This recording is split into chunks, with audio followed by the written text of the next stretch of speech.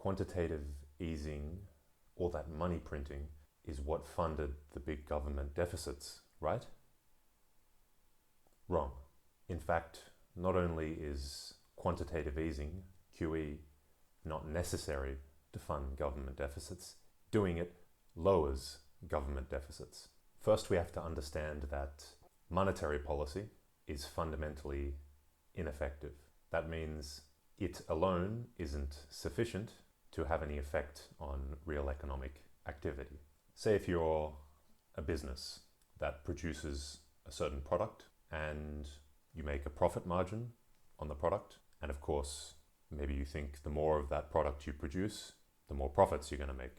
And the business wants to increase the production output by X, and to fund this investment, this expansion of production, you need to borrow money from the bank, value Y.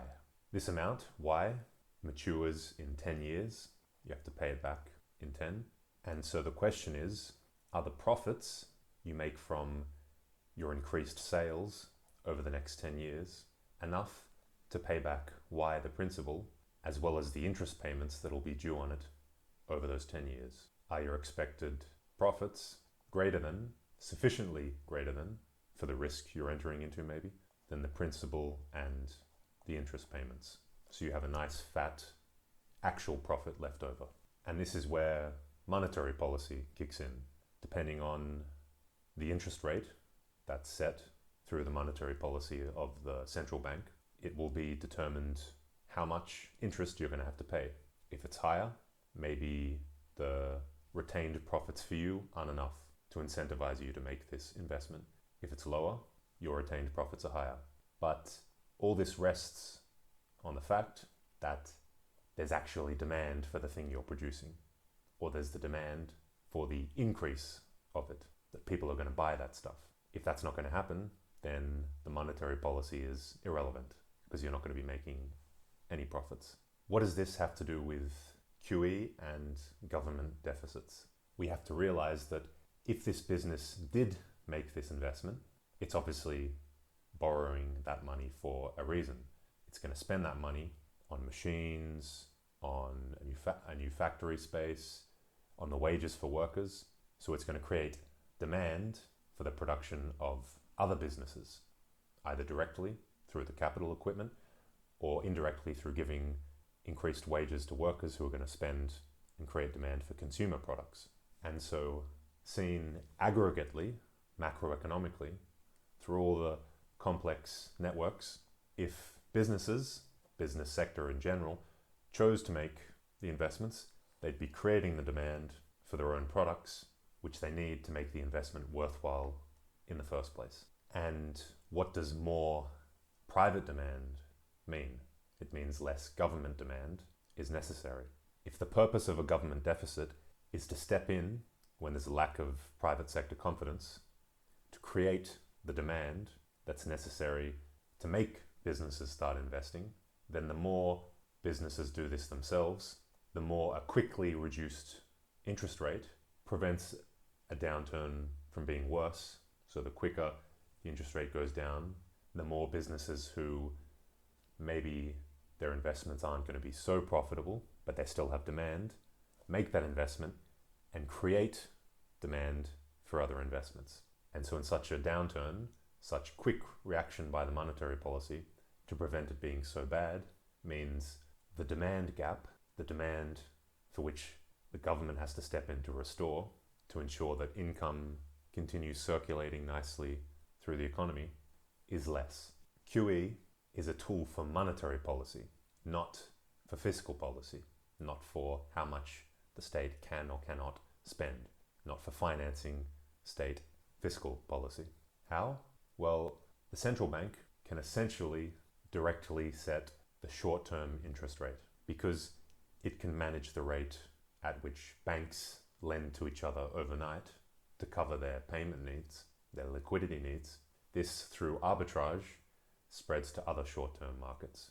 Put simply, if the central bank is always willing to create money, to lend it out, creating it in the process at a certain interest rate, no one else, for example, for overnight, lending. No economic institution is going to go anywhere else if they're offering higher rates than the central bank does to cover their overnight liquidity needs. And so all other overnight lending markets will come down to this rate offered by the central bank, or certainly be no higher than it, perhaps even lower than it. But there's lending at different timescales. So because maybe a 3-month loan is a bit more risky for the lender than overnight, they add a premium on top. And for a year, a higher premium. For 10 years, a higher premium. But these premiums are all oriented on the overnight rate set by the central bank. So if you imagine it a big stack from low interest rates to high interest rates, depending on the increased maturity, the age, the duration of the loan, and increased risk, normally the central bank can change the whole stack, but it can't increase or decrease the spread between the lowest and the highest interest rate. And so while it can increase the investments being made, the money borrowed to fund investments, by reducing the whole thing, it would be even better. It could encourage even more investment. For example, all the companies who have to take 10-year loans to invest for new machines or factories, big investments, if it could decrease this spread to bring the long-term, riskiest investments down to a very low cost of funding, a very low interest rate. And this is what quantitative easing does. The central bank, instead of messing around in the short-term overnight interbank liquidity market, offering itself as a lender of last resort to set the interest rate, it uses its money creation to intervene directly in the long-term securities markets, where, for example, 10-year bonds are traded. A lender lends money to a company for 10 years, but the lender has liquidity needs, so they can sell that bond to someone else, and it's traded in a market. Anyone who owns that bond is receiving the income, the interest payments on it. For the initial lender, the interest rate is of course determined in respect to the money that was lent. If I lend you $100 and the interest rate is 10% per year, it means I'm going to get $10 every year. But if I turn that into a security that I can sell to other people, so they give me a much higher amount now, so I can get it off my hands and have a higher amount now, and they're the ones that are going to get the interest payments, then in effect, the interest rate for them depends on how much I sell it for, because the nominal amount that it's spitting out, that the possessor of it earns, is going to stay $10. But if for whatever reason there's a big bubble, a big boom in securities markets, and I can sell this for $200, the next owner is still getting $10 per year, but the interest rate is now only 5%, because 10 measured against the new value of this bond. The original money lent is irrelevant to the new purchaser. And so this means if the central bank intervenes in securities markets with its money creation to purchase lots of bonds, to offer very high prices for them, of course, the higher the prices it can offer, which people are going to sell to it because they can make a lot of money, the lower it's going to drive down the standard yield of those securities in that market. The yield being the equivalent of the interest rate, but in the context of measured against the market price of the bond, of the security, and not the original amount lent. So the yield here is 5% per year. And so through this intervention, driving up the prices of, for example, 10-year high-risk bonds or higher risk bonds, the average yield can be driven down and down and down to 0% or close to 0%. And this is also going to set the interest rate for new lending, because if I'm a business wanting to borrow money for 10 years and one person, one bank or one individual with savings is willing to lend me that money for 10 years at an interest rate of 5%, someone else who wants to earn money on lending sees that their choices are between buying bonds with a yield of close to 0% or underbidding this person offering 5%. So this person's going to offer 4.5%, because of course 4.5% is better than 0, and someone else is going to offer 3%. course, the point is that if the central bank continues intervening to keep the yield close to zero, then the offers being made for new loans will keep orienting themselves towards zero. And so if the central bank, through its short-term policy, which works through arbitrage to set the general short-term rates for lending, has brought short-term lending down to close to 0%, it can, through quantitative easing, using money creation to buy securities, whether they're government bonds being traded in markets or corporate bonds being traded in markets or whatever, through buying these, it can drive down the spread down to a very small spread to maximize the possible effect of monetary policy in incentivizing borrowing and investment. And as we saw earlier, every business that borrows means it's creating that exact amount more in demand in the real economy. And so the more the central bank uses quantitative easing to reduce the spread, and the quicker it does this to start getting demand leveling off or maybe even increasing, the less the government deficit in terms of stepping in to fill this demand gap is going to be. There's two more minor reasons why quantitative easing actually reduces government deficits. One is that by driving down the yields on, for example, 10-year treasury bonds, it's reducing the interest that government has to pay on new lending. So it's reducing the interest costs of government borrowing. And if the deficit a government has is partly the money it actually borrows itself for spending and partly the interest payments it has to make, reducing those interest payments is reducing its deficit.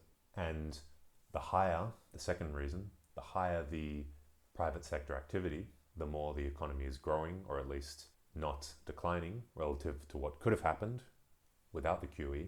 The more profits being made, the more people employed, the more tax revenues the government is taking in. And so the less borrowing is necessary. And also the more people in employment, for example, the less unemployment benefits that are having to be paid by the state, lower costs, less borrowing necessary.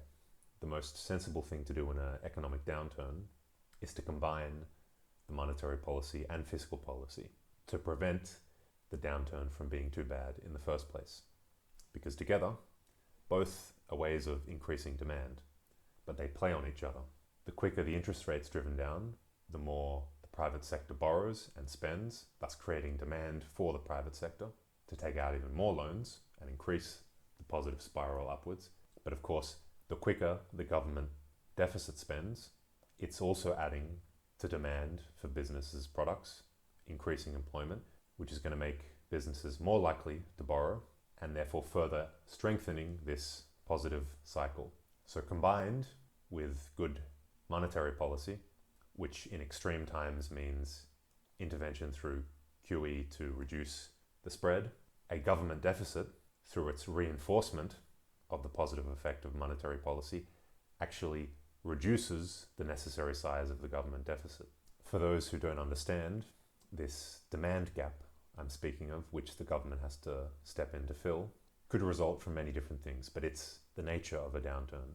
For example, for whatever reason, many workers lose their jobs, and that means all the money they were previously spending on businesses, what businesses produce, disappears.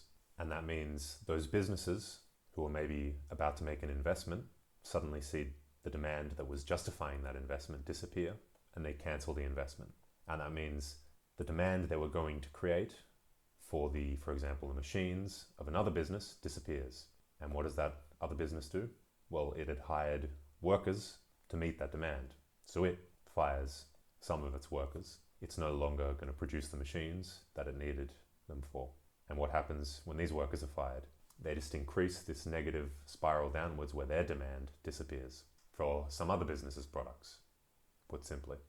And then that business either fires some of its own workers, because if the demand for its products has gone down, it no longer needs to produce as much, and you're not going to spend costs on wages that you're not making anything for, or you're losing money from. But what if the government, in the first place, through, for example, a good unemployment benefit system that meant that people who lost their jobs didn't immediately have to reduce their demand, or not to such a drastic extent, and the government maybe had to go into a small deficit to cover that, because at the exact same time they have to increase their expenditure to cover the unemployment benefits, these people are maybe paying less tax, or the business is paying less tax because its profits have gone down, because its sales have decreased. So if the government is willing to accept that small initial deficit to cover this demand gap, the fact that that demand of these workers, unemployed workers, is sustained will aggregately seen help them to find employment again. Because for whatever reason they lost their jobs because something happened to some other business, which means, for example, people weren't buying that business's products anymore. They keep their demand up, and the demand that stopped buying their previous business's products goes and demands something else. And that producer of that is obviously looking for workers to meet that demand. And so things are able to repair themselves, correct themselves, and the circulation of the income to be reinstated because the government stepped in to prevent that link, let's say you can imagine it, of demand going throughout the economy from breaking. So QE is not only not necessary and has nothing to do with funding government deficits, it actually reduces the necessity of government deficits.